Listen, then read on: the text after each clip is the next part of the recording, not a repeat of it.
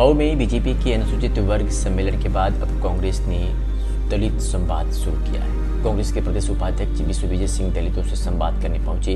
2024 के लोकसभा चुनाव में बीजेपी और कांग्रेस को दलित वोटों की जरूरत महसूस होने लगी है। दलितों की समस्या जानने पहुंचे कांग्रेस पार्टी के प्रदेश उपाध्यक्ष और दलितों की मांग पत्र के आधार पर उनकी समस्याओं पर अब चुनाव लड़ने का ऐलान कांग्रेस कर रही है। 80 सीटों पर कांग्रेस पार्टी चुनाव लड़ेगी।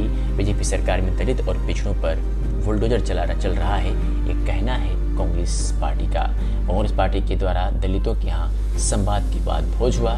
मऊ जनपद के खानपुर गांव में इस तरह का कार्यक्रम यानी दलित संवाद कार्यक्रम लगाया गया। साफ तौर पर कहा जाए कि चुनाव आते आते अब दलितों की याद भी लोगों को आने लगी है। कहाँ है बताइए।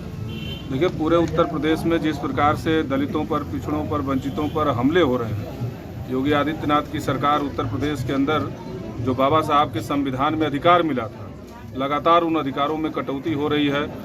प्राइवेट सभी संस्थाओं को प्राइवेट किया जा रहा है और इस तरह से जो रोजगार में रिजर्वेशन था, जो दलितों के अधिकारों पर जो बाबा साहब के संविधान के तहत हमें मिला था, उन सब में एक साजिश के तहत भारतीय जनता पार्टी की सरकार के द्वारा कटौती की जा रही है। आज उत्तर प्रदेश में दलित उत्पीड़न की घटनाएं बढ़ी हैं। आप रोज आए दिन देख रहे हैं कि जो योगी आदित्यनाथ का बेलगाम बुलडोजर है वो दलितों, पिछड़ों, वंचितों, अल्पसंख्यक समाज के ऊपर रोज हमले हो रहे हैं।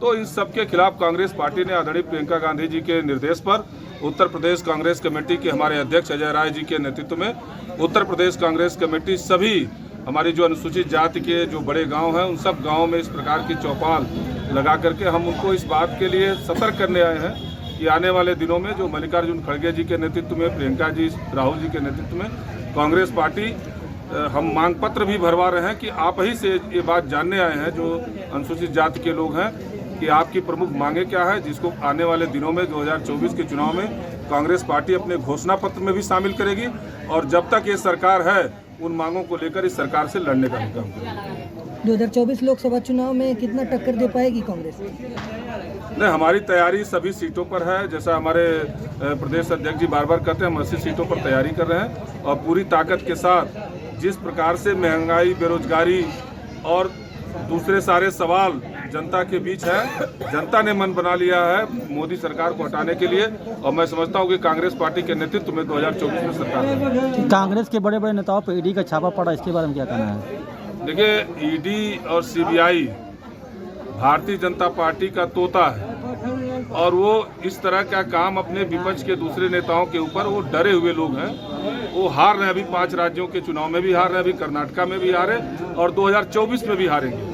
वो जो जनता के बुनियादी सवाल हैं उनको हल करने में वो असफल रहे हैं।